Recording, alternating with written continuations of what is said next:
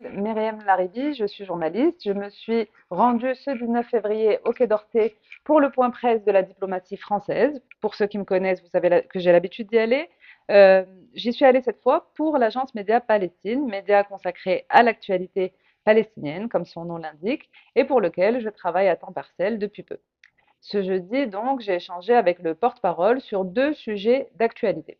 D'abord, j'ai relancé, après une question d'une consoeur, la journaliste Dalal Mawad de la chaîne Al Arabi, qui a demandé au porte-parole comment est-ce possible que la France et l'UE autorisent encore les produits issus des colonies israéliennes en territoire palestinien à être vendus en France. Elle a fait référence au système d'étiquetage auquel a recours l'Union européenne pour faire semblant d'appliquer les directives de la Cour internationale de justice et de se conformer au droit international. Pour vous faire court, la CIJ demande à tous les États membres de ne pas commercer avec les colonies. Et que fait l'UE? Elle autorise les produits des colonies, mais elle demande aux Israéliens d'étiqueter leurs produits d'un label fabriqué dans tel village palestinien, territoire occupé, colonie israélienne.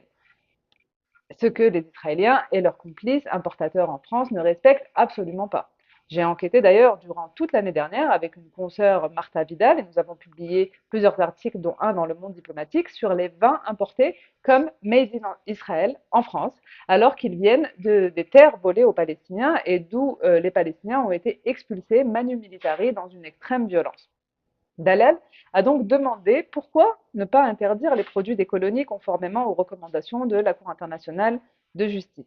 Le porte-parole a alors répondu dans un langage très diplomatique, très langue de bois, que la France ne fermait aucune porte sur les mesures à adopter vis-à-vis d'Israël, qu'elle est très attachée au respect du droit international et qu'elle l'applique avec l'étiquetage.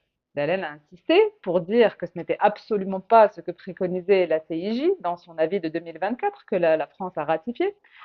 J'interviens donc juste après ça. Je vous laisse regarder. Bien. J'ai plusieurs questions, donc si vos collaborateurs veulent bien me laisser le micro, c'est sur C'est différents. surtout que ce qui est important pour moi, c'est que chacun puisse Oui, poser bien des sûr, bien questions. sûr. Donc Je vais voilà, essayer c'est de faire surtout au plus ça. vite.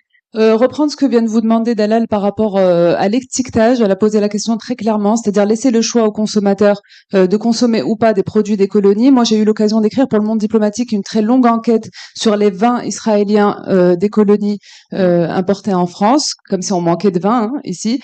Et j'ai interrogé pour cela un spécialiste qui nous a dit l'histoire de l'étiquetage.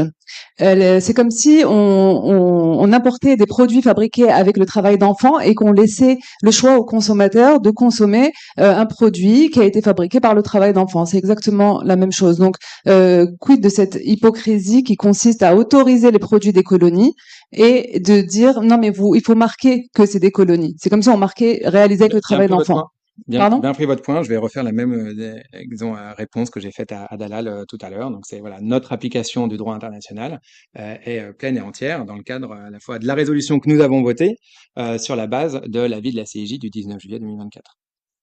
C'est une contre-vérité. Comme c'est longuement expliqué dans notre article du Monde diplomatique que j'ai coécrit avec Martha Vidal à propos des vins en provenance des colonies, non seulement, comme l'a dit Dalal, ma collègue, une réelle application du droit serait d'interdire tout simplement les produits des colonies, ce qui serait un minimum de cohérence par rapport aux innombrables soi-disant condamnations de la France par rapport à la colonisation israélienne en Cisjordanie occupée. Mais ils n'ont même pas cette cohérence.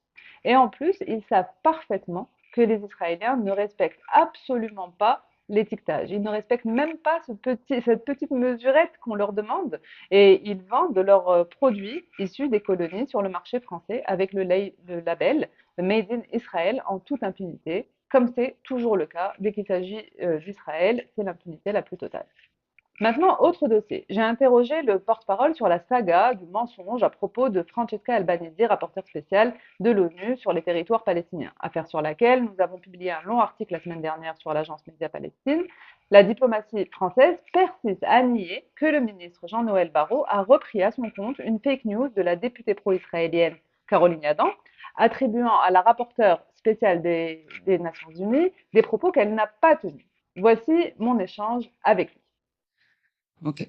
Et concernant Madame Albanese, apparemment c'est très difficile pour vous de reconnaître une erreur du ministre Barrot, puisque je cite ce qu'il a dit en réponse à Madame Yadan, qui a attribué à Francesca Albanese le fait d'avoir dit Israël est l'ennemi commun de l'humanité, phrase qu'elle n'a pas dite. Vous le reconnaissez qu'elle n'a pas dit cette phrase, Madame Albanese. Moi, je ne commente pas les commentateurs. Donc, je vous D'accord. ai dit, et Donc, je vais vous Monsieur redire Barrot, exactement ce que j'ai Monsieur dit le ministre là-dessus. a dit exactement, la France condamne, en réponse donc à Hmm. Madame Yadan, sans aucune réserve les propos outranciers et coupables de Madame Francesca Albanese qui visent Israël en tant que peuple et en tant que nation, ce qui est absolument inacceptable. Des propos qui ont été tenus, vous l'avez rappelé, Madame Yadan, en présence d'un représentant du Hamas et d'un représentant du gouvernement iranien, etc. Donc, de quels autres propos vous dites qu'il n'a pas confirmé les propos de Madame Yadan. De quels autres propos, à part ceux de Madame Yadan, qui étaient donc une fake news, il reprenait? Non, je vous redis, et c'est J'ai pas important, fini, s'il j'ai vous une plaît. dernière question Ouais, après. mais dernière, parce que Oui, j'aimerais bien oui, après que oui, tout le monde puisse oui, poser sa question. oui. Je vous redis que ce que nous disons, c'est que ces propos étaient condamnables et qui s'inscrivaient dans le sillage d'un ensemble de propos qui étaient problématiques en soi et problématiques au regard de sa fonction.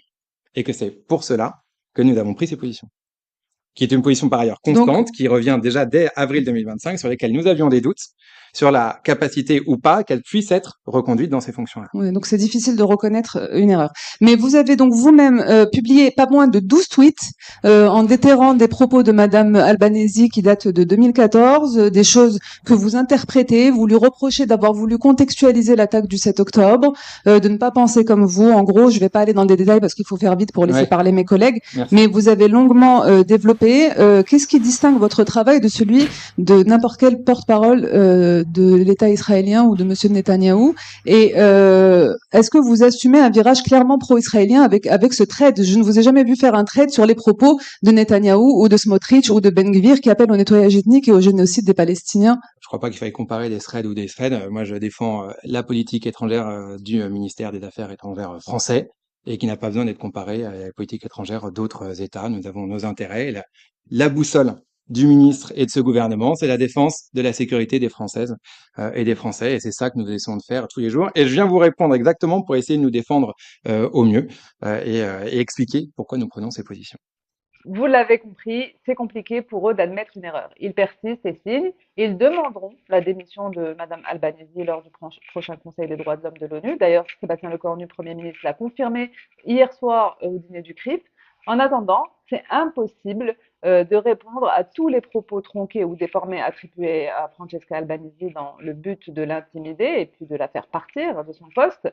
Mais vous trouverez un certain nombre d'éclairages de sa part, puisque nous nous sommes entretenus avec elle, sur un certain nombre d'affaires dans l'entretien qu'elle nous a accordé la semaine dernière et que vous trouverez dans cet article intitulé Entretien avec Francesca Albanese, les attaques de M. Barrot sont injustifiables et deviennent très personnelles. Nous vous mettons le lien ainsi que celui de l'article du Monde diplomatique pour que vous puissiez consulter ces documents. Merci de nous avoir suivis. Si vous avez apprécié cette vidéo, n'hésitez pas à nous laisser un commentaire et à soutenir l'agence Média Palestine avec vos moyens. Vous trouverez le lien pour le faire en description également. À bientôt!